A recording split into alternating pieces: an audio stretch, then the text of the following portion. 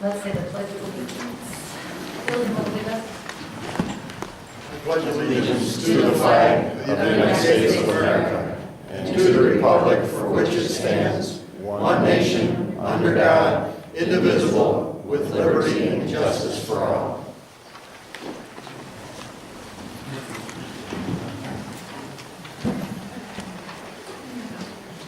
Go ahead and call the roll. Mrs. Shumway. Present. Mr. Warndorf. Mr. Gartz. How come I'm third? Let's start over again. You can be first, that's Damage has been done.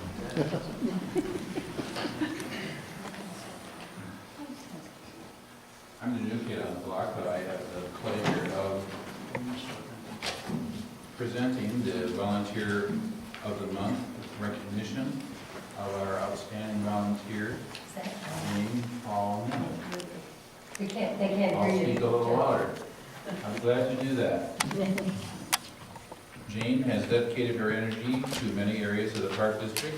At Frohring Fest, she tirelessly spent the event in the back room running the blue popcorn maker so all could enjoy the tasty treat, and I can only hope that your hands aren't still dry blue. At our Learn to Snowshoe program, she tried snowshoeing and enjoyed it so much she bought her own shoes and has been volunteering for snowshoeing programs ever since. She volunteered until last summer with her late husband, Bill. Jane is also an active Scopes and School Program volunteer, assisting with spring bird walks, helping with special nature programs, and is a wonderful asset to seasonal events year-round. Jane, won't you please come and accept our gratitude?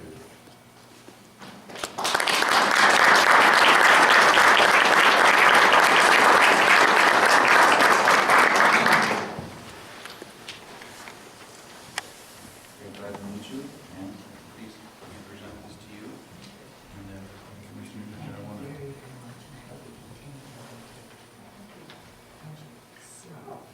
Don't drink it all, you dog. Oh.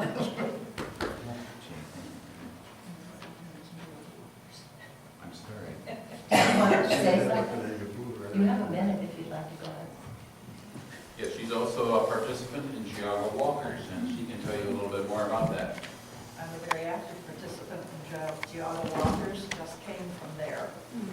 We meet every Tuesday at 1 o'clock, different park, and our walks are in the newsletter or in the senior news. Thank you. Thank you. Very much.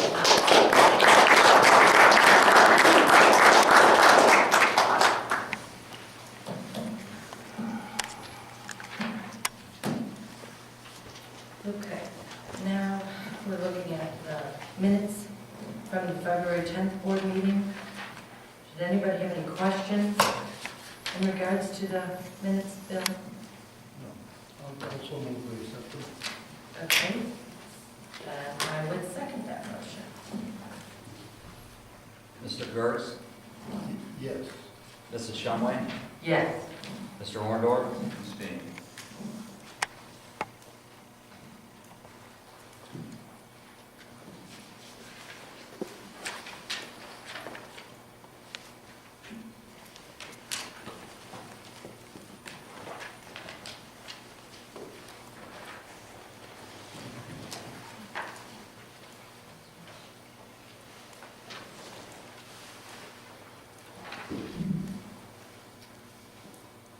Good afternoon.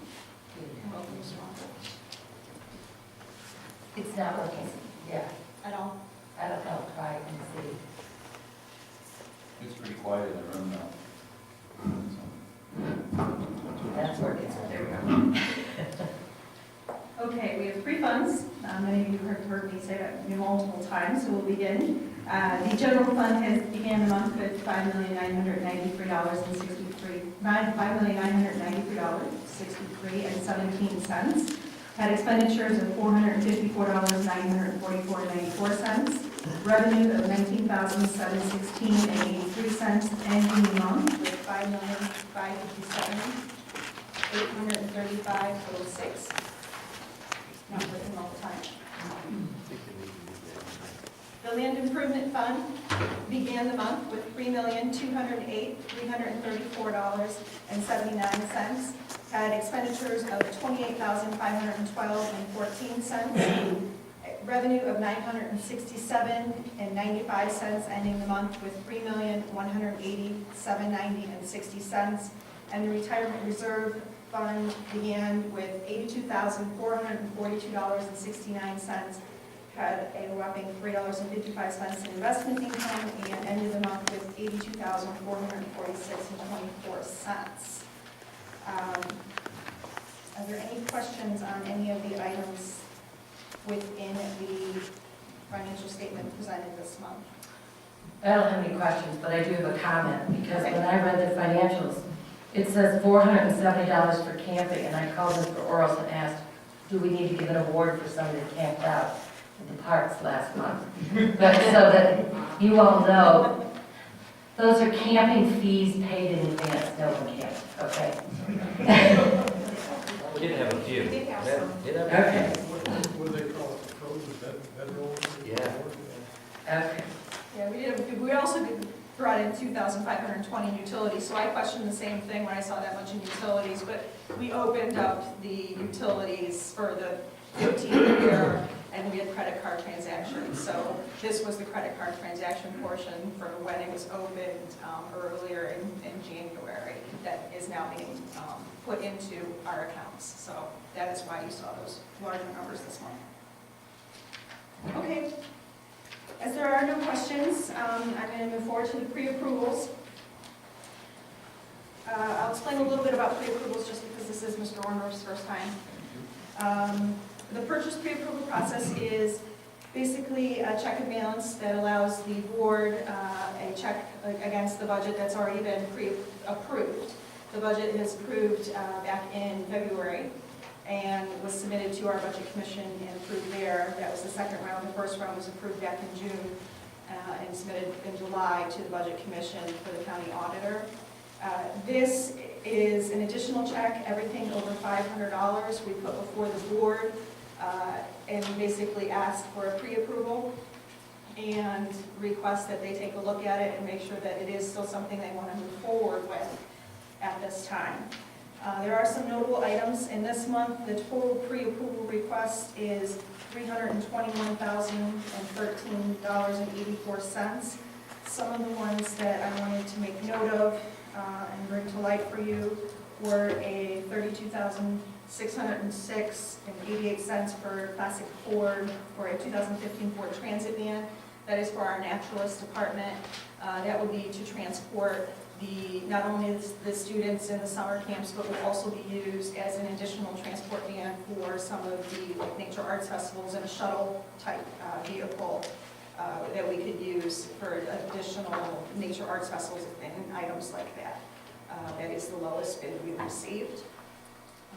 We do plan on in the future going ahead and putting some art on that to make it more of a showpiece that states, Geography Park District.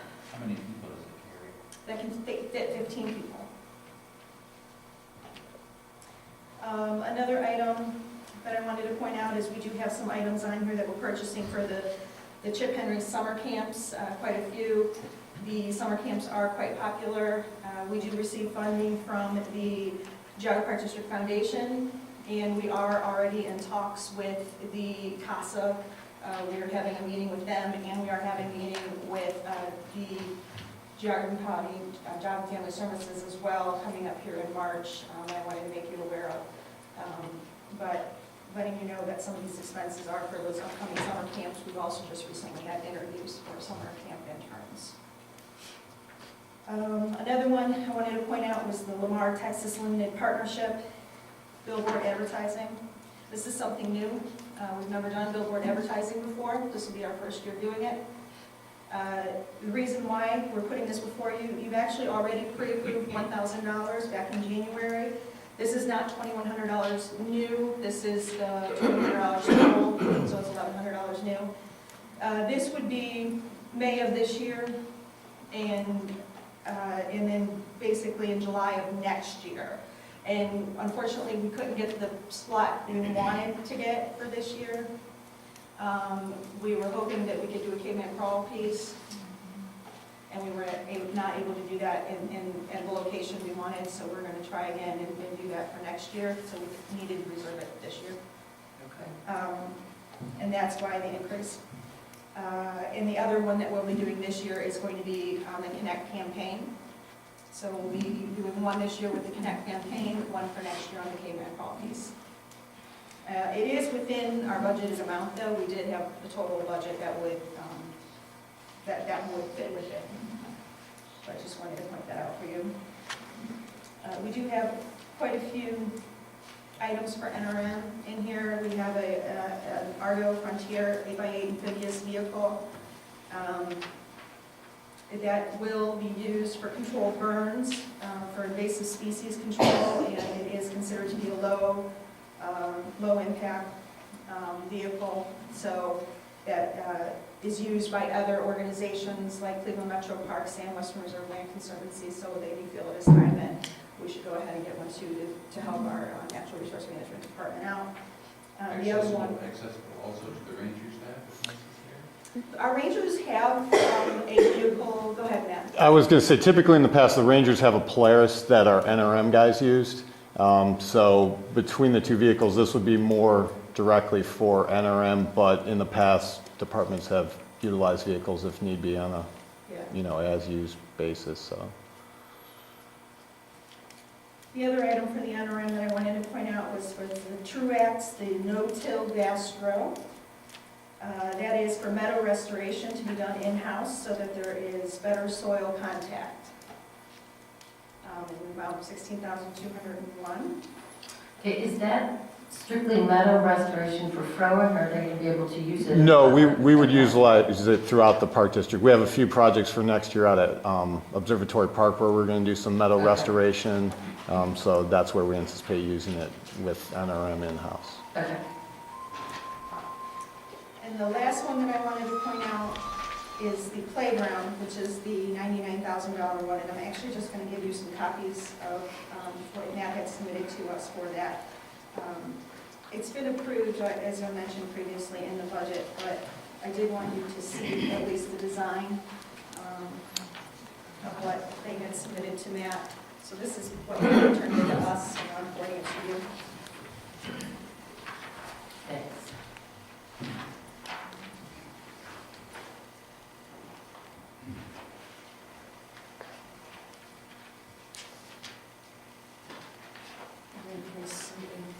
One person wants to see the colorful version of it. I have the colorful version. Everybody else is in black and white.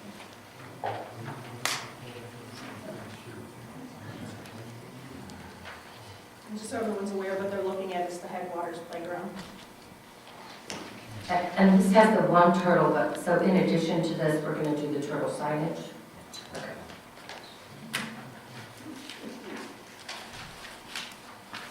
Did you all have any questions in regards to what I'm looking at? I think that the prices are good. Sorry, Bill, that's what it is.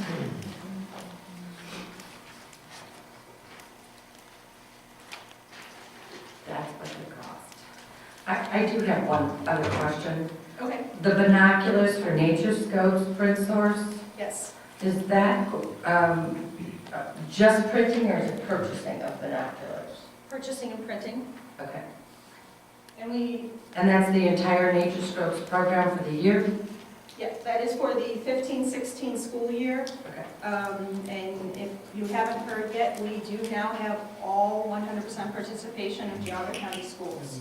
So that is very exciting. Our Nature Scope program has 100% participation. And just so that you all know, that's $18,593 for those binoculars. Yeah, it's a very expensive. It's a phenomenal program. Okay. All right, so I am requesting, I just wanted to see what it was.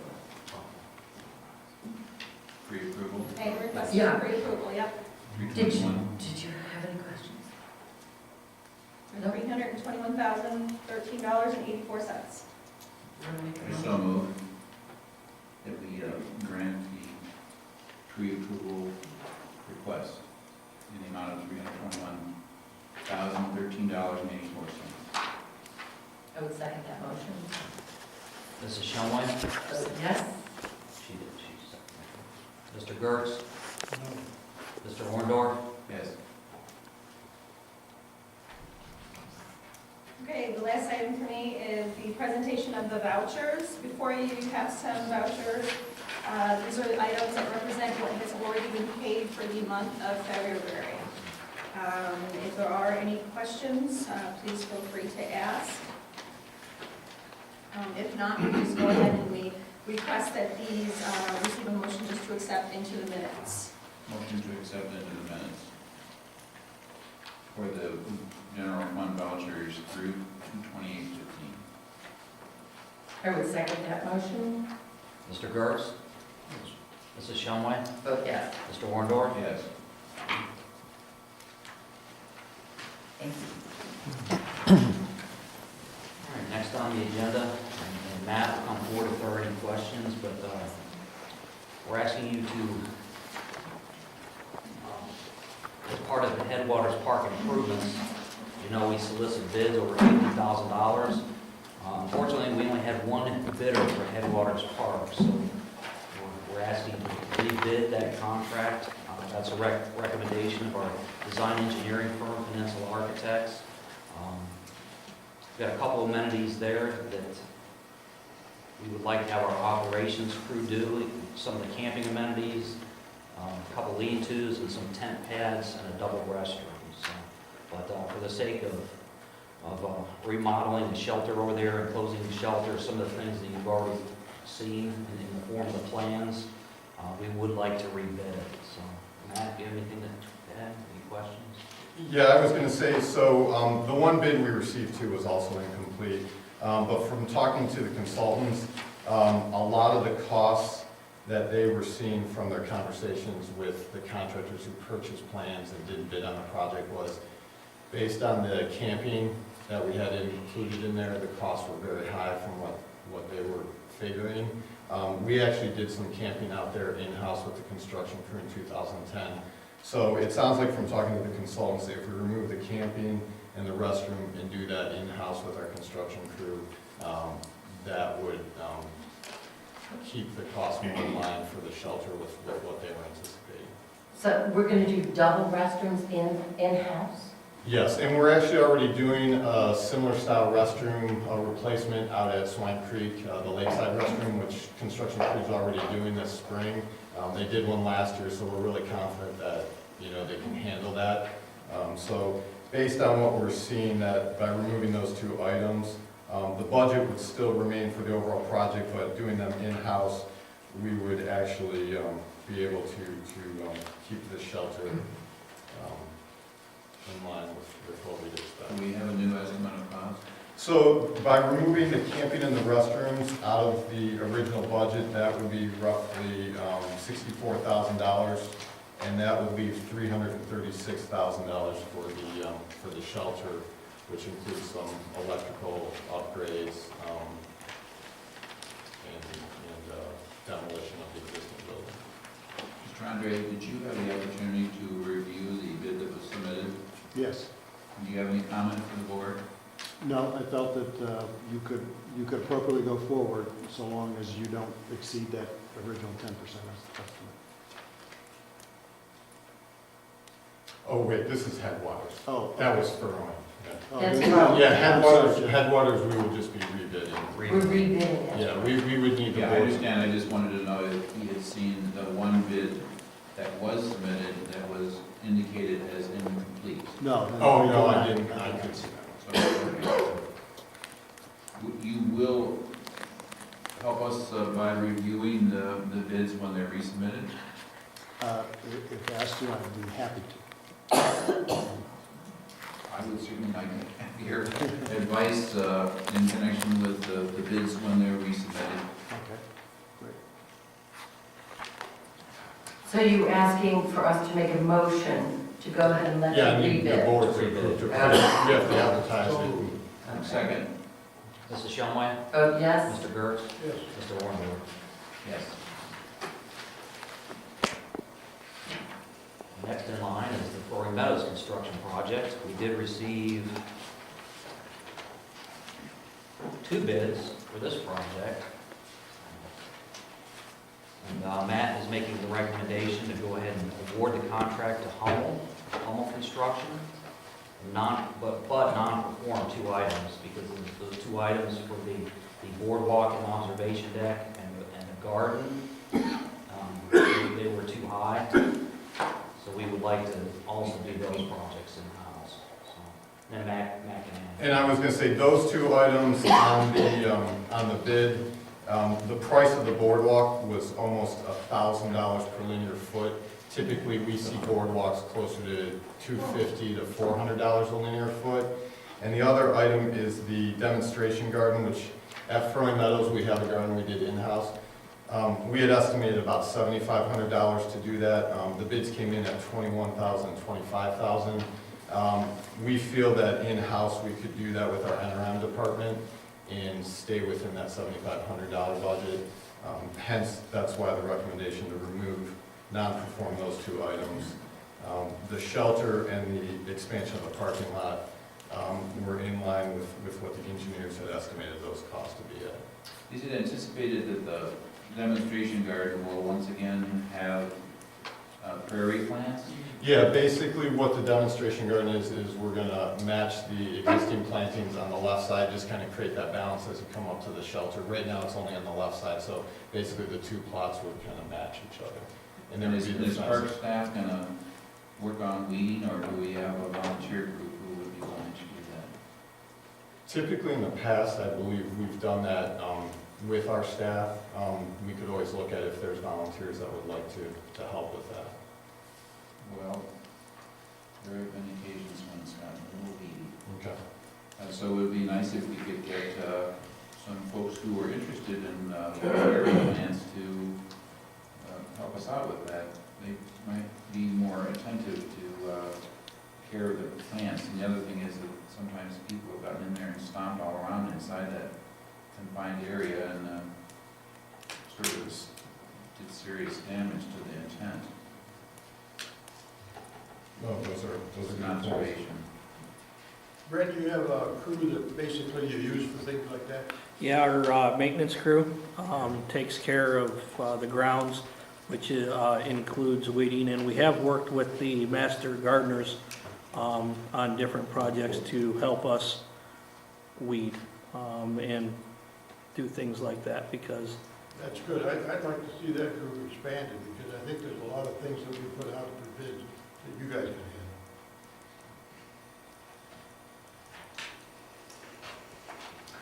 My only question was, with this, you've already got Headwaters that you're going to be doing campsites, tent pads, double restroom. Is Ops going to be doing this, or is this going to be Steve George? So this would be, Brett and I have talked, and with their APO, we feel like we could still do these projects. Construction crew would be doing the majority of them, but if we needed, there are some things that we could pull from the operations, maintenance crews to help with. But Brett and I discussed it, and we felt pretty comfortable that we could still get this done. Okay. So you're looking for a motion To accept, To award the contract to Hummel Construction in the amount of $279,500. Yes. Now, to do the projects in-house, though, we would look for And an resolution. additional $20,000, which Michelle put together. a resolution. For an additional $20,000. That's resolution 1515. That's right.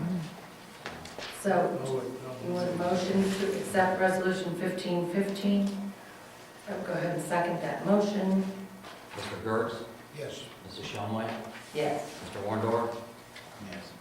Okay, then we still need a motion to accept Phase 2 improvements contract award to Hummel Construction, correct? Yes. yes, Okay, that's correct. would anyone care to make that motion? I'll go ahead and make the motion to approve the Hummel Construction for Phase 2 of Frohring Meadows. In the amount of $279,500. Correct, correct. Second. Mrs. Shumway, Vote yes? Mr. Gertz, Yes. Mr. Warndorf, Yes. Mary Ruth, if I may, just so that 1515 gets read into the minutes, so that it's understood. 1515, what it was a $20,000 increase to the budget into contract projects, so that the internal project can be done by our construction crew. Thank you. Thank you. I missed who made the motion second for 1515. I made the motion for 1515.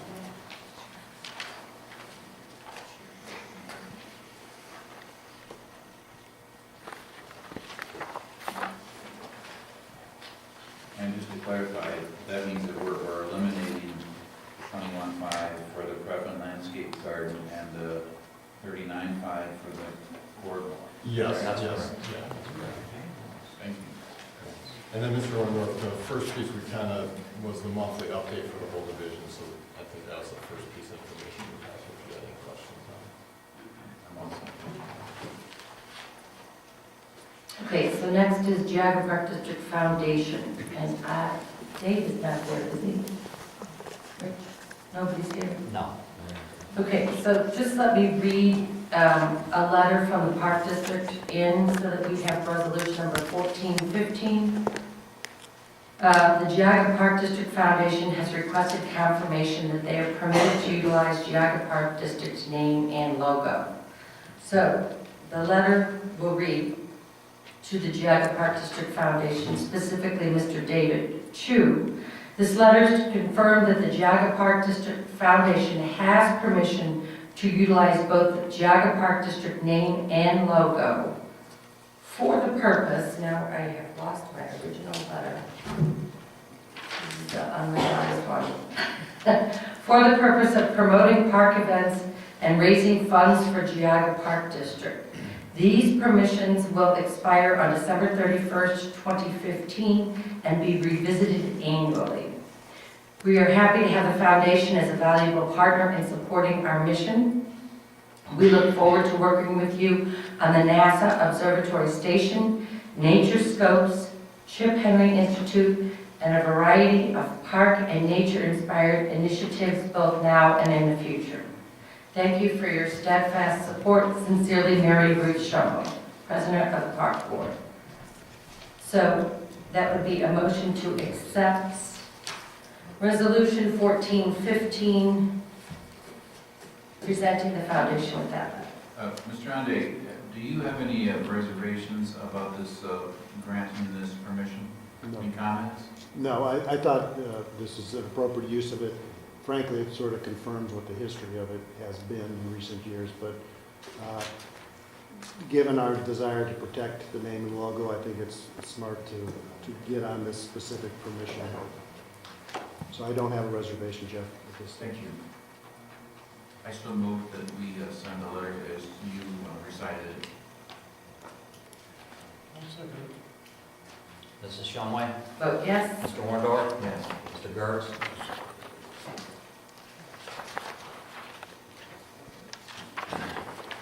Okay. Go ahead, John. Next in your packet is a memo in regards to our ODOT biennium fund. Every other year through the state budget, we receive funds specific to parks for road and parking lot improvements. These funds can also be utilized for any public access, roads, parking lots, meaning paint for crosswalks, for signage, things of that nature.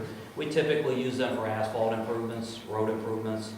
We receive gravel to put in where we have gravel parking lots and roads. So ODOT, along with Iowa Parks and Recreation Association, they require a resolution prior to the biennium going in place, which, as you know, for ODOT is mid-year.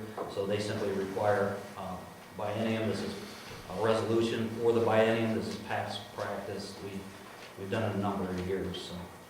Okay, and the 2014-15 was used for Metzenbach? That's correct. Okay. And you don't have slated where we're going to use it in the future? We're just going to use it? We have a list of projects where we need asphalt work. What we typically do is see how much money is going to be available and identify, like Metzenbaum, we're able to do a whole park entry drive and parking lot. We tend to look at the projects we have and which one makes the most sense. Okay. Have we exhausted the funds that we previously received? We have approximately, I think, $4,000 roughly left from what we utilized last year. That will just get carried forward into the new biennium cycle, which would be for 16 and 17, I believe. Thank you. So, would anyone like to make a motion to accept Resolution 1315? I so move. Second? Mrs. Shumway, Vote yes. Mr. Gertz, Yes. Mr. Orndorff, Yes. I think you're gonna find that asphalt prices this year are probably gonna be very attractive. Because of where I'm sorry, what did you say, very what? they're gonna be attractive. Okay. Because of the fact that your barrel price for your oil is way down. And of course, that's a byproduct. Cracking or,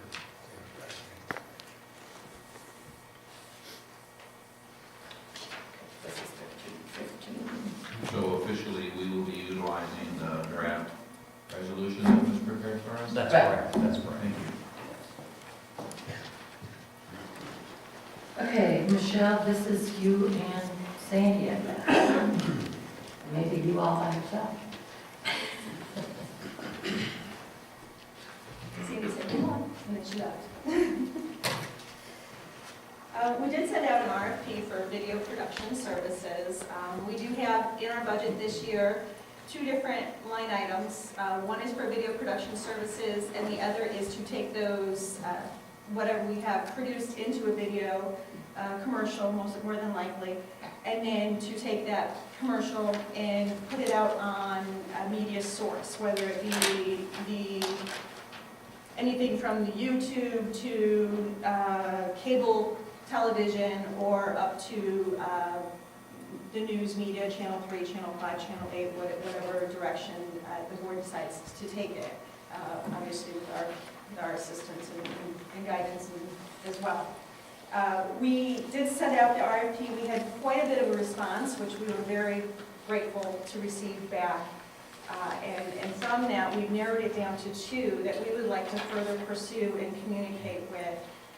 And I would like, at this point, because there is such a variance in cost, as you can see, we communicated with the state auditor to get their opinion on, it's a service. This is not your typical, here's a product, this is a salt, the product is the same, you're going to go with the lowest quote no matter what. This is a service and you're producing a commercial. We did take a look at every single commercial that was submitted, and they all ranged. The quality range, the type of commercial, the type of production ranged. We had some that produced music commercials music videos that had submitted, some that had really listened to what the RFP we had submitted out and what we were hoping to garner back in what we had in mind with nature and 15-second commercials and having the park do the speaking and submitted their best, what we considered their best work back and spoke to us. And we would like your opinion and at least one of your opinions to help us guide us in the next steps in this process as we move forward in deciding, number one, what we're going to do with this commercial. And if you're on the same thinking as we are up in the communications department on where this commercial is going to end up. And what you're willing to spend, because the one that we might bring to you might not be the cheapest. And we did get, like I said, we did communicate with the state auditor and got a definite, you do not need to select the number, the lowest bid. And we don't have to, we don't have the stringent bidding requirements that some of the others do, so we could select any of the options, and I gave them some scenarios. So I feel comfortable with that, but I want you to take a look, and I kind of would like the board's assistance moving forward with this project. Well, I had a couple of comments. In looking at your costs ranging from $5,400 to $72,000, I'm wondering if we need to more clearly define the scope, the goals, the audiences we want to achieve, really further define what we want out of this. We did. Okay. We did. I feel like we've got to be comparing apples to oranges. This cannot be the same. We did, and see, that's why those were all set within the RFP, and we still got this really broad scope back. And so that's why we narrowed it down to 2 for you, and I could even add a third in there, you know, if you really wanted a third, I could add a third. But I would like for the communications team and myself and one of you to sit down and meet with these 2 companies and make sure that we're all on the same page before we decide moving forward where we're gonna head. That's why initially we were gonna bring to you a contract and say, let's move forward. But I don't think we're prepared to say that today. I would agree. There's such a variance in price, and I think most everyone in this room knows that I'm usually the one that's up here saying lowest price, lowest price, lowest price. And I'm not prepared to say that today. This is. And with something as important as this, and that's going to speak to a large quantity of people, this is our first commercial that we're ever going to be making. This is a great opportunity for us to really connect with the public in a way that is going to be remembered. I want to do it right. And I think we have a great opportunity here. And so I would really like to take the time to do it right. So if it's okay with you, I would like one of you to agree to meet with the communications department If you'd like to do that, I'm great. glad to do this. and spend another month on this particular Absolutely. project. Yeah. Before we. A little bit more information coming before the board. To give the board a sense, is it fair to say that some of these companies are, perhaps their bid is more acclimated to their experience with major markets? Yes. We had, just to run the gamut, I can tell you, we obviously, this RFP was available online for anybody and everybody to submit to. And also, you know, there's some certain companies that, you know, as you're out there and you're trying to find other companies, there was one company that kind of stuck out, and you'll send to a number of companies saying, you know, have you seen our RFP? Have you seen our RFP? And one of them was a major market company, and they did end up submitting to it. And they, I mean, we have people who've done work for Steris, for Pepperidge Farms, for local companies here only in Chardon, for major companies, for car dealers, some for only car dealers. There's such a variance in what was submitted to us that I think not only do we need to take a look at the work they submitted, but speak to the person, because I really think in this case, making sure that the product that we talk to them and say we want delivered is going to be the product that gets delivered back to us. Lake Erie Video appears to be the only Geauga company. Were there others that aren't listed on the sheet? Lake Erie Video is the only Geauga company. Fraser is out of Painesville, Concord, and so is the Cardamom is out of Concord too, Painesville area. Okay. Well, thank you. I'll be glad to meet That'd be with you great. and talk about the folks. Remember, has more information. Yes. Yeah, I would appreciate it. Okay, so now we're. Any comments, Mr. Ande, on this process? No. Thank you. Because this is phase one, the bigger part is phase, just so you're aware, I just want to follow up real quick. This is the smaller part of the budget, is the actual production of this video. The larger part of the budget would be where this video goes. And the media market and selling this commercial, and that's what it ends up looking like, the production of this, it is the much larger budget to the media market. So. So with that, you'll define that market. Jeff? Yes, we'll try. Thank you. Okay, surplus property, Michelle, please. You betcha. Surplus property, 2 items today, a Dell computer monitor and a Palm Pilot. Both of them are considered scrap. They will be destroyed upon approval today. So moved. Did you find it? In about a- Do we have a second? Second.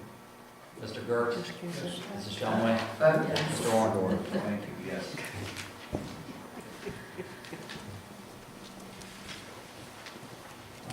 Okay, did any of you all have any questions on updates?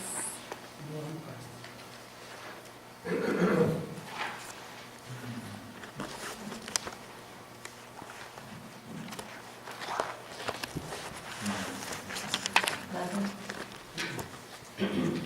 Anything about IT?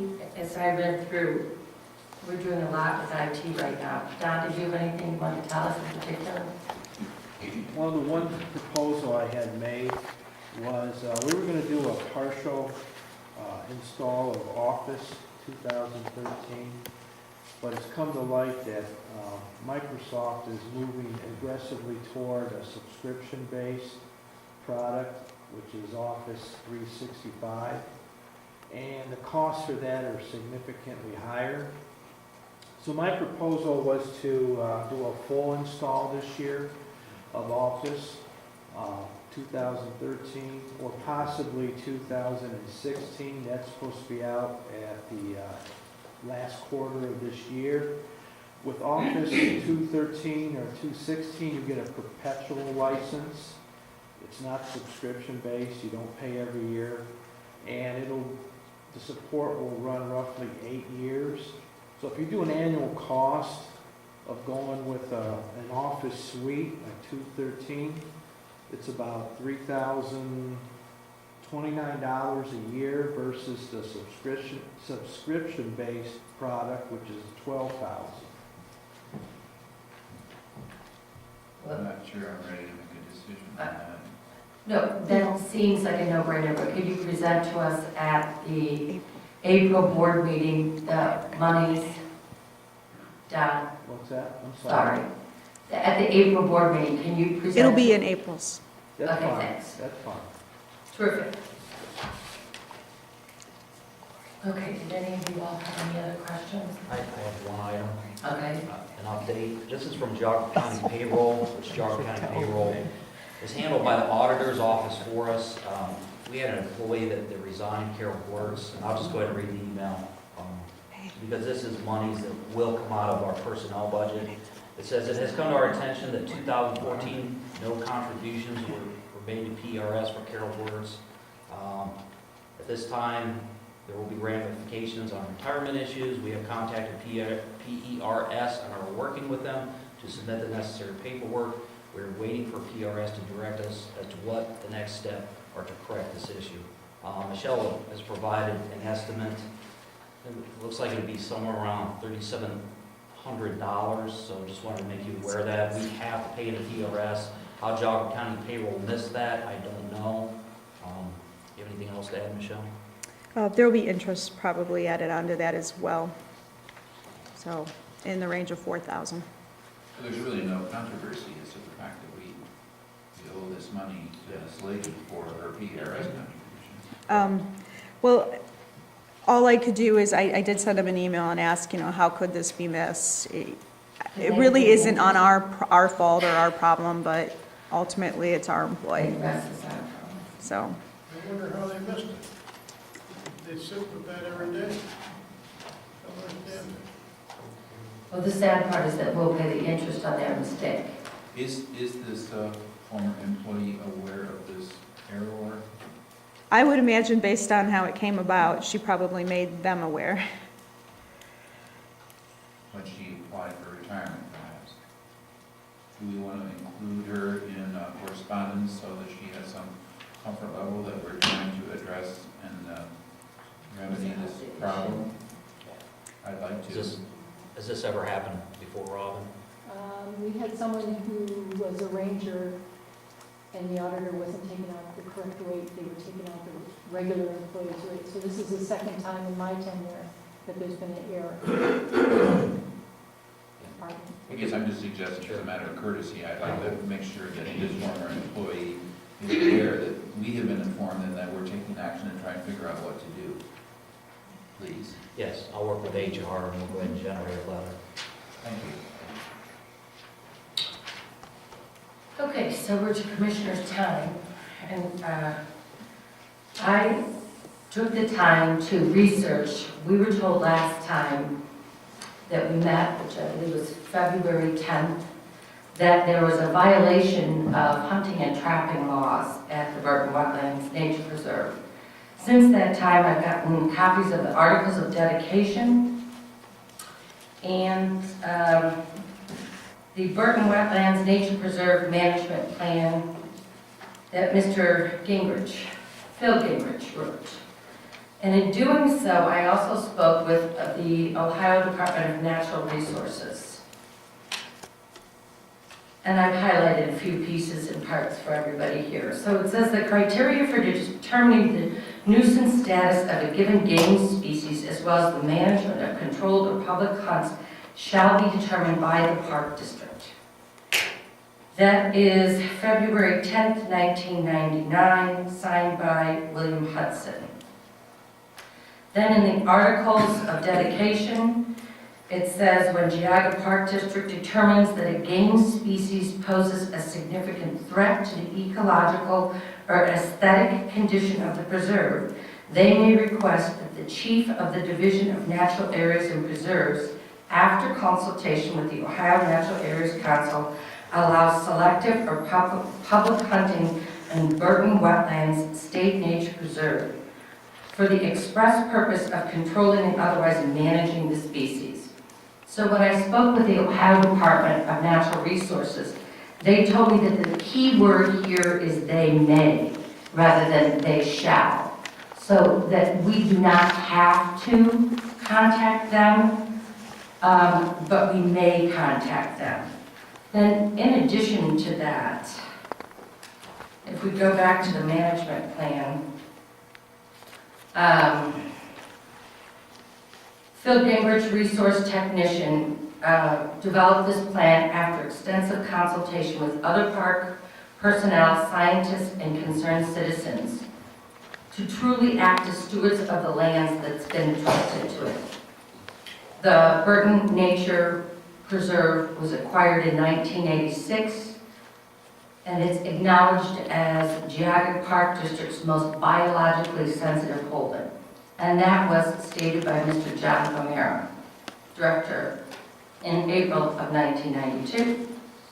Now, the land management policy clearly states, monitor parklands so that any negative influences can be controlled or eliminated.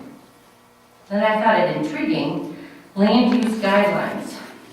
At least 80% of all park areas shall be maintained in a natural and undeveloped state. Just to reiterate, Geauga Park District has less than 3% of its holdings as developed property right now. Natural areas are to be used by special permit only or for functions under supervision of park staff. And I do not believe there are any violations to that.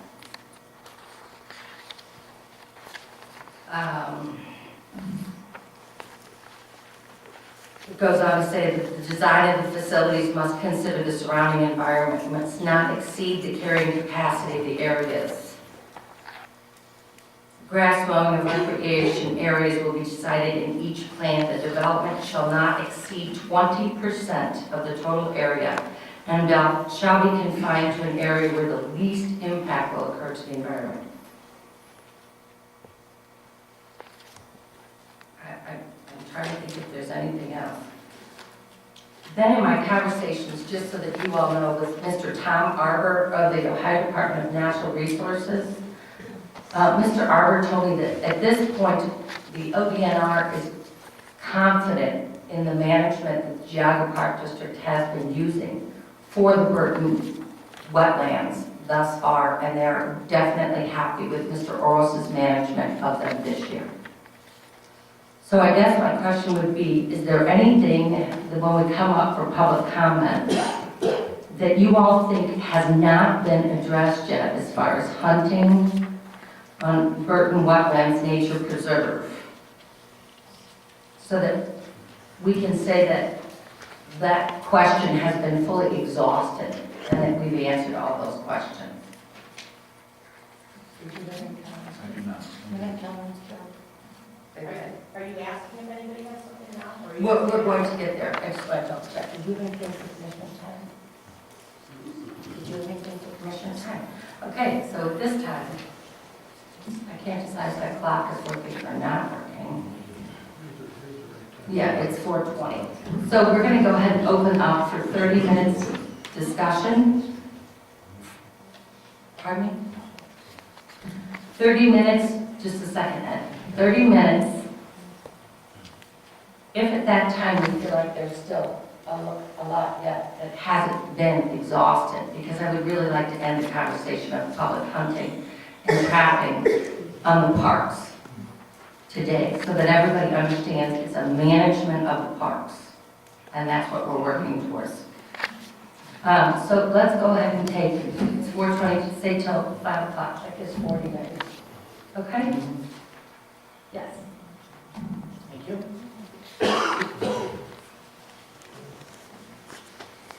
Hi. Is it working? Who knows? It's intermittent. Intermittent, that's pretty much the way I look too, so I understand that. Several things. We'll get to the hunting and trapping in just a moment. I would like for the minutes to reflect that there was a meeting held here by 2 members of the Board of Commissioners. It was not publicly announced, and that park business was conducted. If the minutes would reflect that, I'd appreciate it. Okay, that's not accurate, just so that we can clarify right away from the minutes. What was happened was we had a retention hearing, and Mr. Gerst asked if he could sit in and listen to the meeting as we left the doors open so that everyone else could also sit and listen. And as a Geauga County resident, he has a right to sit and listen. He was not allowed any input. I would ask then that the minutes reflect your explanation also, please. Thank you. Very quickly, there used to be an audit committee that looked into the park finances and operations and so forth. It was disbanded approximately 14 months ago. That's an unusual situation for any organization. Every organization I've ever seen had an audit committee with outside auditors looking at finances and operations. I think that's an issue that should be looked into. If there's an answer why it was disbanded, quick, I would appreciate it. Where did you hear it was disbanded? From one of the former members. Maybe they were disbanded from the... That's not what he said, but is there an audit committee? The audit committee, there's still an audit committee. It has not had a recent meeting, but there was never a disbanding of an audit committee. When was the last meeting? More than 14 months? It's been about 14 months ago. We haven't reconvened since then. Okay. All right. There was never a disbanding. All right. Well, we'd be interested in knowing who's on that and when it's going to meet again. But there is no man on As it. to the tracking issue, we seem to have missed the point here that shall be determined by the park district. Yes, absolutely, we understand that. The point was that Natural Resources did not recommend any tracking on that and several other properties the park owns. And tracking was undertaken in those places anyway. That was the issue.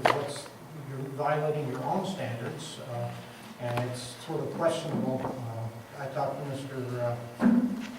Arbor also, and to the chief also, and I understand a plan is being put together to meet with the folks here at the park and develop a new plan for the Burton wetlands. And we'll give more responsibility to the park to handle that sort of thing and recognize what they're doing. But my point is that the park procedures call for trapping to be done, hunting to be done with Natural Resources input, and Natural Resources input did not require trapping at that particular location or at several other locations where trapping was done. Well, Mr. Buckles, I think Mrs. Shumway's letter answered your question. No, The responsibility to trap and so on is strictly up to the park. and the park did not suggest these areas. be No. trapped. What happened was NRM didn't suggest, but a township called and said that we were flooding, or the beavers, the 2 beavers were flooding. Correct me if I'm wrong, John. Not this particular year, and and I guess I would ask Mr. Buckles, that there are a number of departments in this organization. We could even go back to when Mr. Curtin was a director. I'll use our operations department, for example. Let's say they come over and they ask the interim director, they want to buy 10 trucks. And the interim director says, well, that's not reasonable. We may only want to buy 5 trucks. There are a number of things that any department might recommend to myself and Board of Park Commissioners where we may do something different. So I'm not following the policies and procedures that were violated internally. There are a number of cases where we allow trapping, and we may in the future, where an opportunity exists for people to utilize our property. You can call it a recreational opportunity, or whatever the case may be, in regards to hunting or trapping, but we don't follow every recommendation to the T from every department that presents something to me or the Board of Park Commissioners. If there wasn't a complaint, why was trapping allowed in any of those places? None of the documents that you submitted to us indicate that there was a problem in any of those locations. The case at Walter C. Best Preserve is that if you look at, we manage that lake under ODNR dam safety mandates, and they recommended that there be trapping there. One of the other locations that's historically been done at the Westwoods, down along the Silver Creek Restoration Site, my bosses came to me at the time and said, listen, we spent thousands of dollars to plant trees, do reforestation. The beavers are girdling those trees. Would you please implement a trapping program there? So those are some of the reasons for the couple. What's that? There's no documentation, no. I don't know what to say to that. You know, historically, if my bosses had a meeting with me and asked me to do something and to put a trapping program in place, then we did. You are the boss now, and there's no documentation of anybody coming to you and asking for them. Duly noted. Thank you.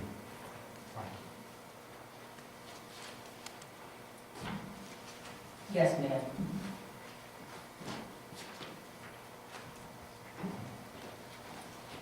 I'm sorry. Can you give your name and your township when you go up, please? Sure. Thanks. Did I think it was Headwaters? That's, I know who you are. I am not from Bowman. Barb Partington, Munson Township. So I just wanted to take the opportunity to welcome Mr. Orndorff to the Park Commission. I know that Mr. Orndorff, you've worked quite a long time in Geauga County. You've served on the Mental Health Board. You've worked in Geauga Juvenile Court and Probate Court. Years back, I worked with you on both those categories, and so I've always appreciated the work that you have done here in Geauga County. What I want to say, and I'm going to read from my notes so that I don't ramble and don't take more than my 3 minutes, but your background in child and family advocacy and mental health in Geauga County is very well respected, and we certainly hope to be able to respect your advocacy for the Geauga Park District as well. As you know, spending time in natural environments is good for our mental health and the mental health of our families, and to live in a community that respects that is also very good for community mental health. As you know, a large group of people have formed as a result of the bylaws change that took place in the park last year. We don't need to go through what that is, but if you need a crash course in that, we'd be glad to meet with you separately and talk about it.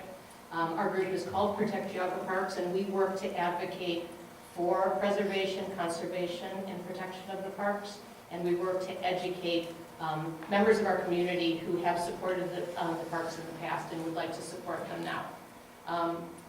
We have, I really appreciated the comment you made about the damage that people have done to the prairie flowers at Frohring. So I'll take this opportunity to say damage has also been done at Frohring when a soccer field was mowed into the meadow.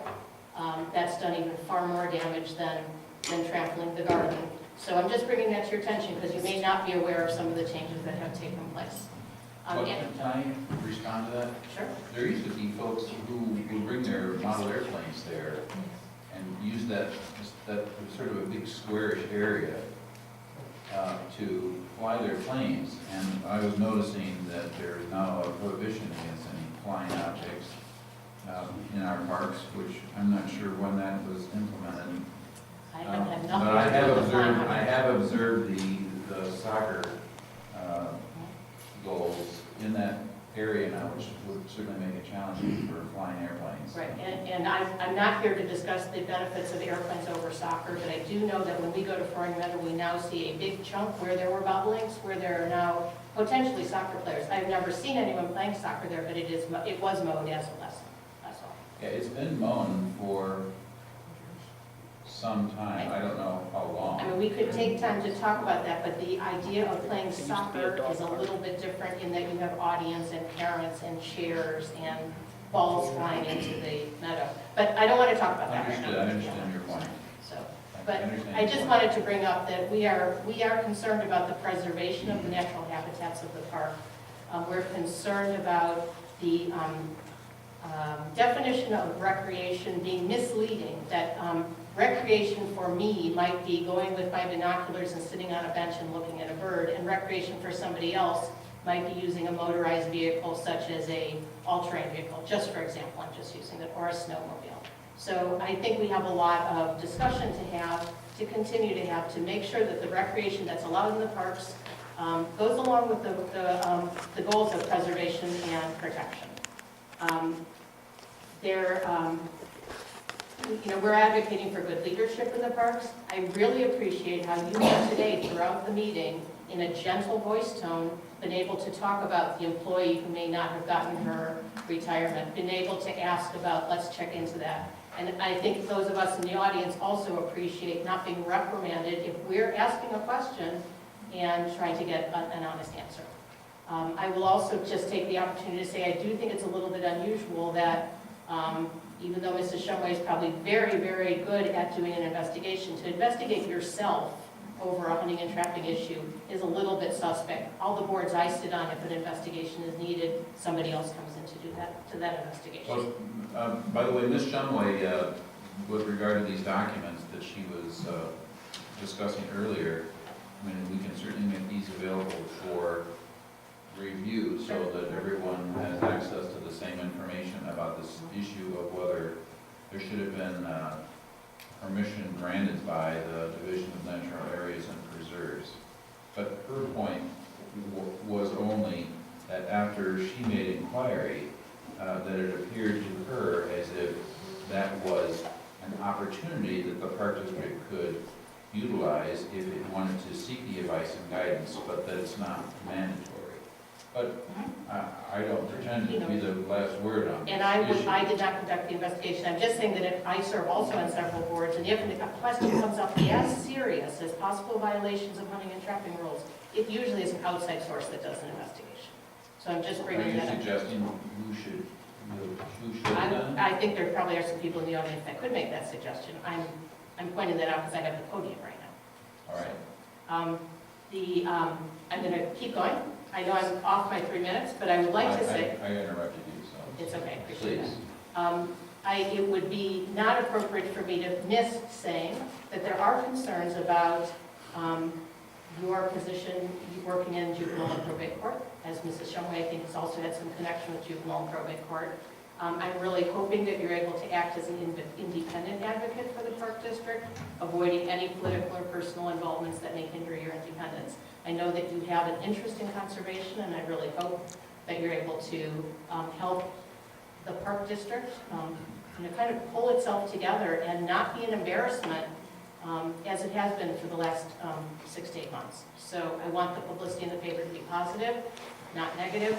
I would also like there to be strong thought about going back to protection, conservation, and preservation. I think those were 3 statements in the original mission statement and the original bylaws that were important, and the substitution of the word connection, whereas there's nothing wrong with connection, it should not have taken the place of preservation. I sit looking at the tablecloths and I see that preservation has been taken out. I could go on, but I think other people would probably like their 3 minutes. So I do want to again welcome you. I hope that you're able to work well with your colleagues there, and I appreciate your comments. If you want to have further conversation with myself or with any other members of Protect Travel Parks, we'll be able to do that. Ma'am, what was your name? Barbara Partington. Sure. Partington. Partington, is that correct? Partington. Yes.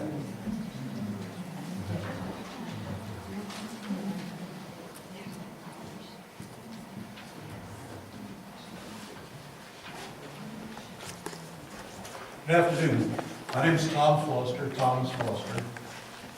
Munson Township, 11532 Lakeview Road, part of the Bass Lake community. And I'm here representing the Bass Lake Club. I'm the president of the trustees.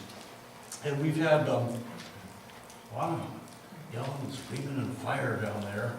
And I thought perhaps I could offer a flower to you guys and say, let's not have an argument about this whole issue with the change of park. Bass Lake community has been around since before all of us were born, early 20th century, and we've always, well, almost all, okay,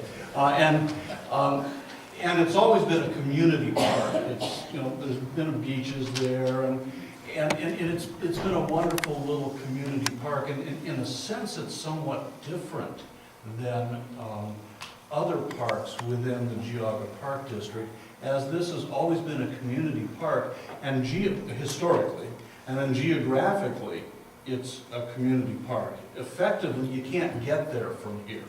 If you don't know that it exists, you're gonna miss it.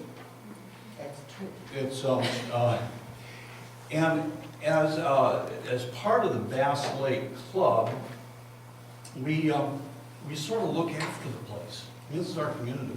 There'll be times when, I'm not the only one that does this, there are other Bass Lake Club members here. You know, there's trash though, we pick it up.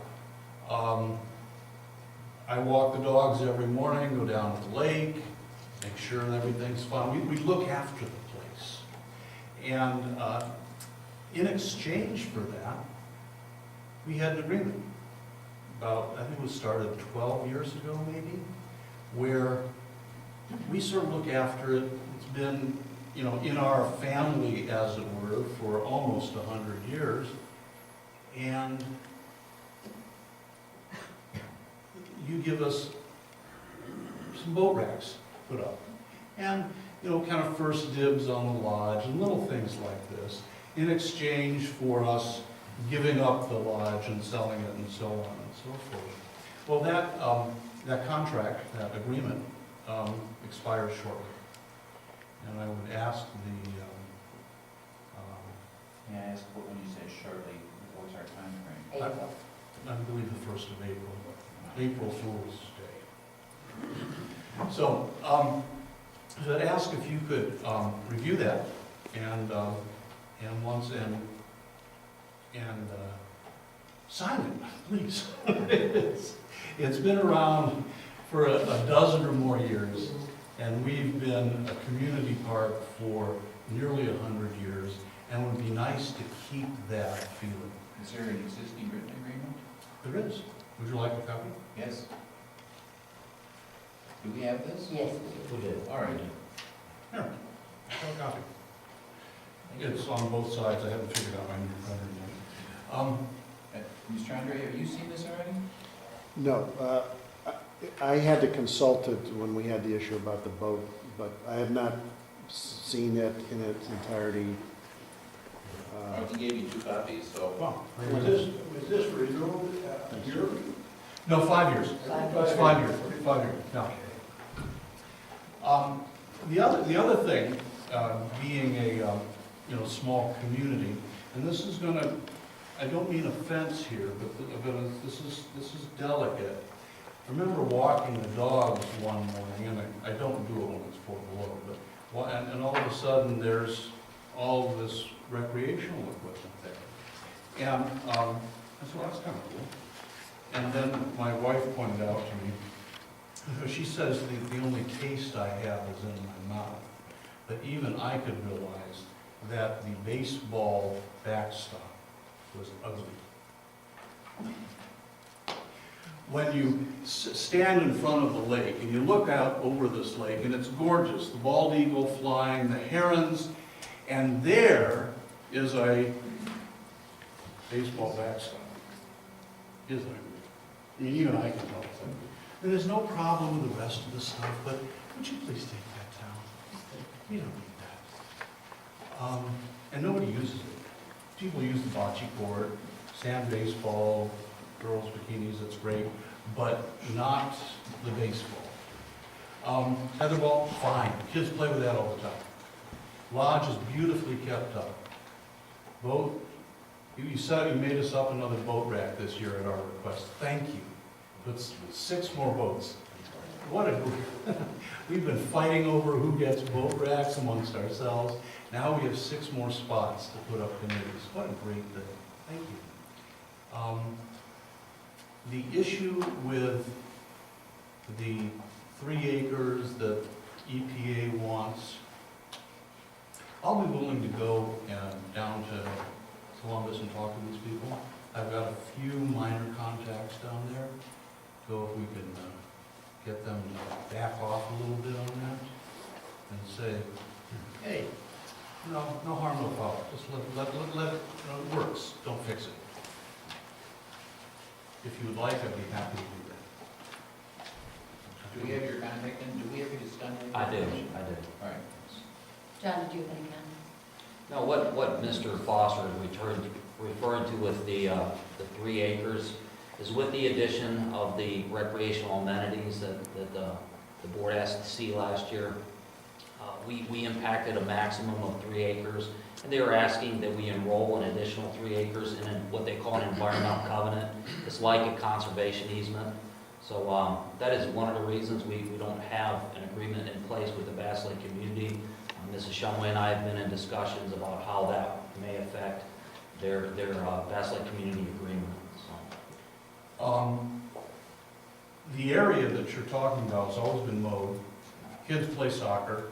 And if someone like myself or Joe Sweet or some of the other people go down to Columbus, make a road trip, sit down with these guys, and I think that the EPA's letter to you was not an edict, but it was an initial, this is what we want, and it's a beginning of a discussion. That's correct.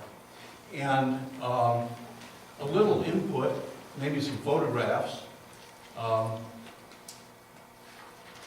think would be, I think I'd shut them right up.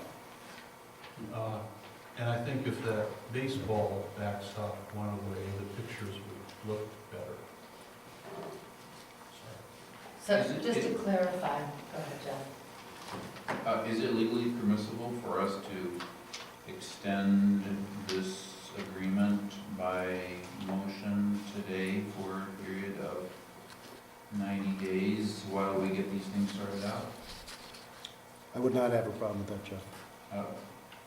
Well, that's my motion, that we extend the existing Bass Lake Club agreement as approved by the prior Board of Commissioners. Sorry about the printing. Well, that's okay, for a period of 90 days from its expiration, so that we can address these issues raised by Mr. Foster. I've seen that. I don't know that Bill has ever seen that. You have? No, I have not. Yeah, he has not, so he doesn't know what he's voting on. So, Well, so all we're really doing is all I'm proposing is that we extend this. Yeah, this is, he's got it now. it looks like it was entered into on April 13th, so if, 2010. Not April Fool's Day. Yeah, it's April 13th, so if we said 90 days past that, that'd give us May, June, like into July 13th. to get this, well, 90 days might not be the 13th of July, because April 30th, but at any rate, I'm sorry. I'm just saying that we just need some time to digest what you're asking and to sort out what should be done. Is that satisfactory to you? Oh, I was delighted. Sure. So that's my motion. I'll second your motion.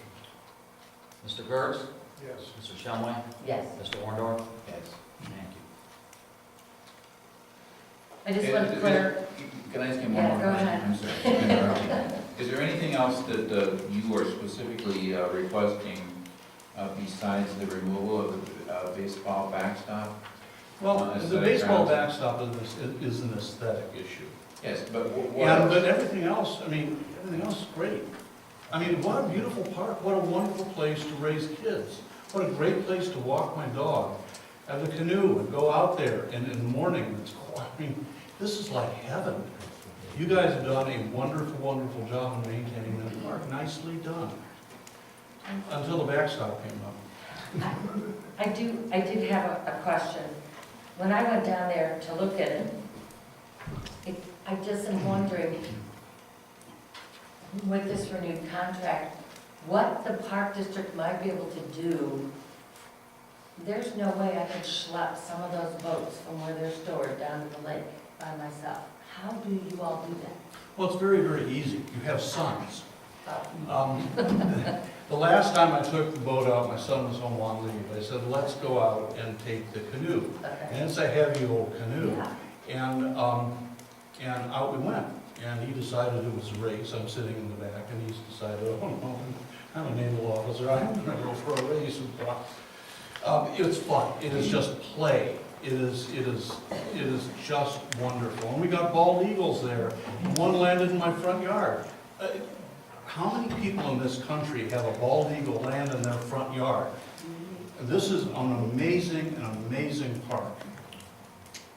And we don't keep it amazing. We do not disagree. It is just, and everyone's welcome, even though it is in fact a community park. Certainly everybody's welcome, although no one knows about it. Oh my goodness, what a great place. Just, again, it was this all of a sudden, we got all this ugliness to arrive. Does staff have any questions of Mr. Foster while he's here with us today? I'm sorry, I didn't hear you. Do we have any questions of Mr. Foster while he's here? No, him and I have talked. We were just simply waiting to put it in place, renew it, Okay. based on discussions we've had about this EPA environmental. That's All right, great, thank you. We can extend it on. Thank you. Mr. Foster, thank you. Yeah? Thank you. We've got time. Hello, my name is Kathleen Webb. I'm also a resident of Munson Township in the Bass Lake neighborhood. I'm one of Tom's neighbors. And I would like to thank him and Joe Sweet for their presentation today. And I'd like to ask you to consider not just the baseball backstop that Tom mentioned, but a couple of the other amenities too. The soccer backstop is right smack at the lake's edge. So you really pretty much can't look at the lake. It's there, Tom. Ask your wife. You pretty much can't look at the lake without seeing one soccer net, just one. You can't really play a game with that. So if you could either move it to a more discreet location or remove it. And the other thing I'd like you to consider really is that sand volleyball court, which in my experience, being down there with my dogs too, it's used mostly by the geese. The geese use it as a litter box. I don't even know if that makes it, and I'm also seeing moms with their little kids want to use it like a big sandbox. So the geese excrement and little kids playing in the sand, I don't know if that's a good combination. Plus, there's a light there. One of the neighbors has told me when I talked with her that she believes it's attracting some young people in the summer and maybe not in the healthiest of ways. She's found beer cans that she didn't find before, and there's a lake there, and there are boats stored, and it might be an invitation to some kind of disaster. So if you would think about removing, please, or relocating that soccer net, and give some thought to that sand volleyball net if it's really safe and appropriate there. And I thank you for that consideration. Do you object to there being a volleyball court there, or do you just object to the sand? You know what? It's a nature preserve, so I object to there being a volleyball court there. I think there are more appropriate places, such as municipal parks. So even if it was grass, you would still find an objection? Yes, but I wouldn't protest it as much. I would just make that case that it's a nature preserve, and I don't think that that kind of recreation is appropriate there. But the sand is really Too much. Yeah. Thank you. Yes.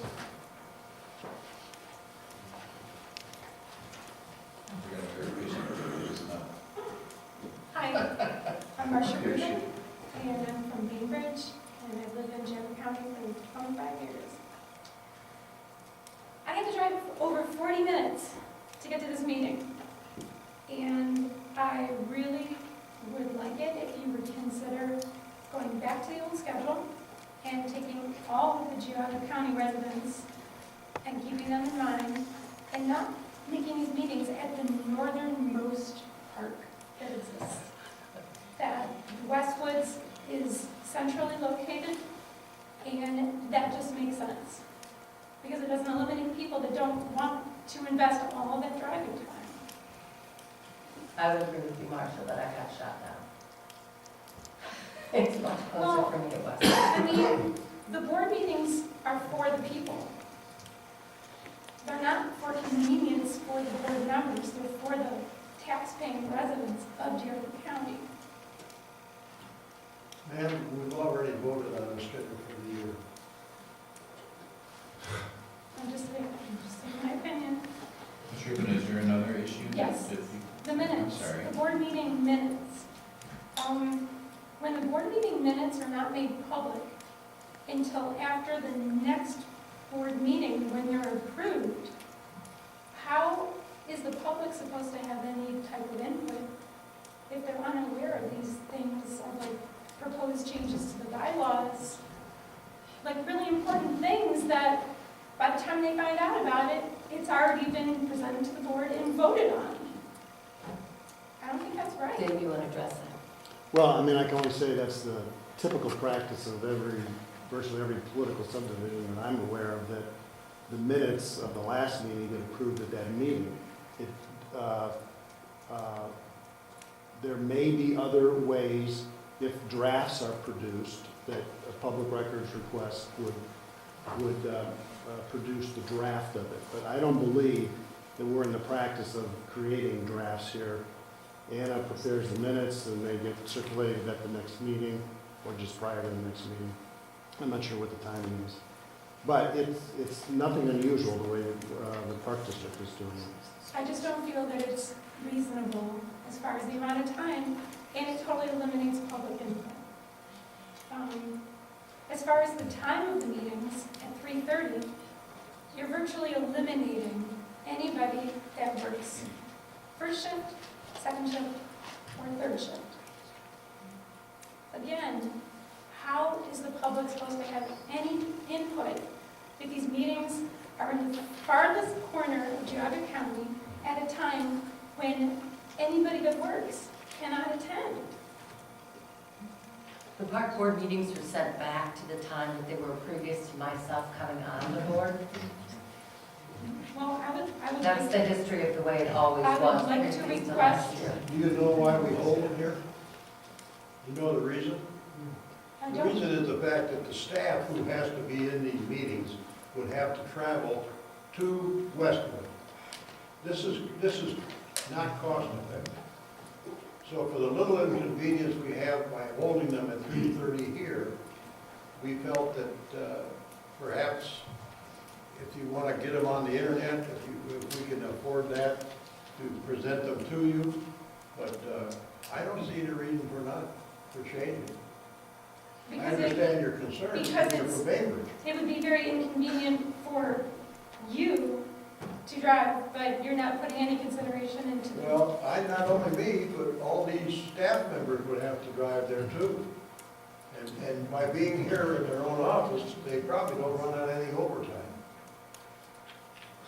Is that pretty much it, John? Yeah, ultimately, it's the decision of the park board, what days of the week, the times, the locations, it's up to the park board. And it was changed back to the way they've always been. That's the second Tuesday of the month at 3:30 at the Meyer Center. And did they used to alternate at Westwoods? For 1 year, they did that. That was, Yeah, they did that in 2014. Yes. Okay, my second concern is the survey. And that is the fact non-residents, non-taxpayers can go and put their input in. And supposedly, the survey people will know where these results are coming from and know who's from in-county and out-of-county. But I moved to Geauga County because I wanted green space. I wanted wildlife and greenery. I didn't want backstops and playgrounds, okay? And I don't think that people that live in Cuyahoga County or any other county should have any input as to what goes on in our parks, because they're not paying the taxes. We are. It should be our parks for the taxpayers to decide. And it's just upsetting to me that people that live outside the county have the ability to have any type of influence on the parks. I don't think it's right. Excuse me, Matt, the surveys ask for your zip code. So what you're telling me is there are people from outside the county that are lying and being deceitful in filling out their surveys and providing a zip code in Geauga County? No, that's not what I'm saying. I'm saying you can live in another state and take the survey. You can live in another country and take the survey. But you wouldn't have the correct zip code. The survey, we have every township listed. We also have, as an option, outside of the county, and we also ask for zip codes. I think she's saying just the fact that we're allowing people outside the county to take it. Originally, when the strategic plan was talked about with, which I know was the previous board, the original proposal, since we do have users that come to our programs in our parks from outside the county, they did want to get feedback from residents and non-residents. They're not When paying we- taxes. I don't have any input in their parks. When we put together the survey and it was reviewed, nobody ever said that we wanted to limit it to just county residents, so. Are you putting the comments that you get from Separate. non-county? The outside firm who's analyzing everything, they are separating into, because we're also looking at the county, they're comparing demographics because Bainbridge, for example, has a higher population rate than other parts of the county. So when they look at the results, they're also looking at, are we getting an even sampling throughout the county, or are we getting an abnormal amount maybe from, you know, one portion of the county for some reason. So that's all part of what they're analyzing. Surveys from outside the county are looked at, you know, separately too. I find this, it just kind of interesting because Judge Grindle, when Protect Geauga Parks presented to him a petition with thousands of signatures, he discounted it, saying, oh, you know, they don't live in Geauga County or they're underage or whatever, but he's going to take the results of the survey, including the opinions of people that live outside of our county. But just because we hear their opinions, it doesn't mean we're acting. Well, and I was going to say, the survey, again, is one small piece of developing long-term plans. It also relates to what we do internally, talking to the different departments. The survey is a way to get broad feedback from a larger group. It's one piece of the whole planning process. It's not the end-all, be-all of everything. And my last comment would be, I am concerned about the balance of the board and the leverage that Judge Grindle has over two of the three. I hope you can think independently and not let your involvement with Judge Grindle affect your decisions. The only thing I can tell you is, Marcia, I'm on my second husband. My first was deceased, and both of them would tell you that they couldn't make me do anything, and there's no way Tim Grendel's going to. Thank you.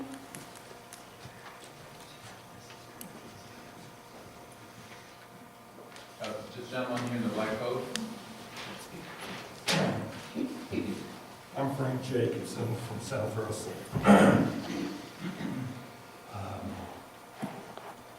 I agree with a lot of what you just said, and did I hear correctly, because the microphones aren't working, we're spending $99,000 on a playground in Right. $99,000 on a playground. And one playground we just put up, the residents are asking us to take it down. And who is going to take children all the way out to Headwaters to play on a turtle? Unbelievable. Thank you. There's anyone standing in the back? No. Here, here. No? Not tonight. You're not using that as your fully focused, so go back. Really? I don't know him. All he does is nip. Well, I think. John, I've known you, I know you write derogatory articles in the paper against this board. We don't need it. I have a right to speak my mind. We don't have to say a motion that I leave, because I think you need 2 votes to do No, that. I'm just gonna ask that we stick to park board business. That's all I'm gonna ask us at the podium. Mr. Orndorff, I'd like to welcome you here, and I really wish you well. I've heard some good things about you, and I think, I know you've been a volunteer for the parks in the past, and I think that's good, and I'm hoping that means you have an interest in natural areas, and I think it does mean that. So, and I'd like to ask that you enter this into the minutes of the meeting. I don't have time to read it off. I'm going to be cut off probably before I finish it, so. I do have a couple comments about traffic. That's something of interest that we've had. One thing that Ed mentioned about Tom our board meeting with John Oros. I talked with Tom Arbor after that meeting.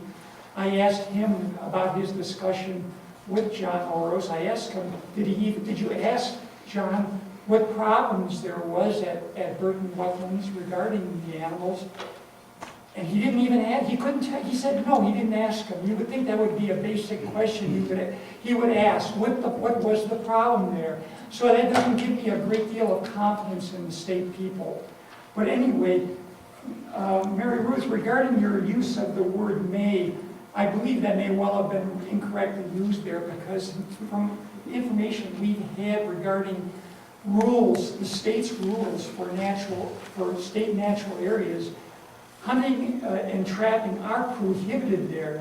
That's a given. And if you want to exceed that, then you may consult with the school, the natural resources to do that. Okay. If you decide that you don't want to do that, you still have to comply with no hunting and no trapping there. That's my understanding.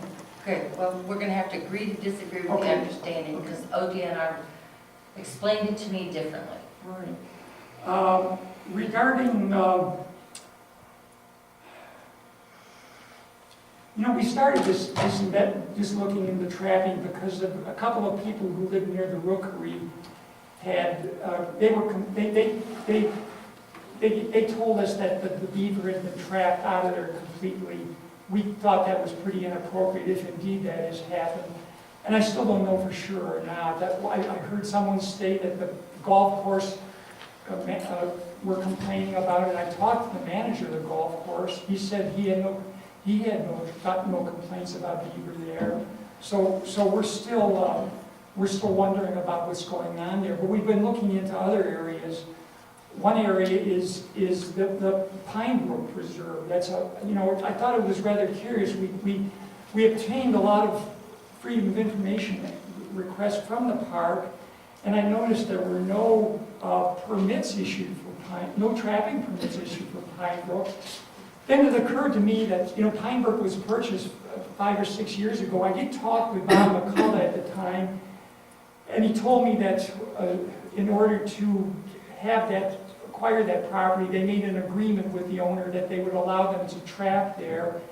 But he said it wasn't open-ended. They had to work with the park, and they also had a wetlands mitigation. A lot of the funding, my understanding, that Bob said came from a wetlands organization, and they had to comply with their requirements also. So one thing that I understand, one of the rangers, I understand, said that the rangers aren't even allowed into Pine Brook to see what's going on there. The rangers are the ones who issue the permits. Is that true? Are the rangers forbidden to go into Pine Brook?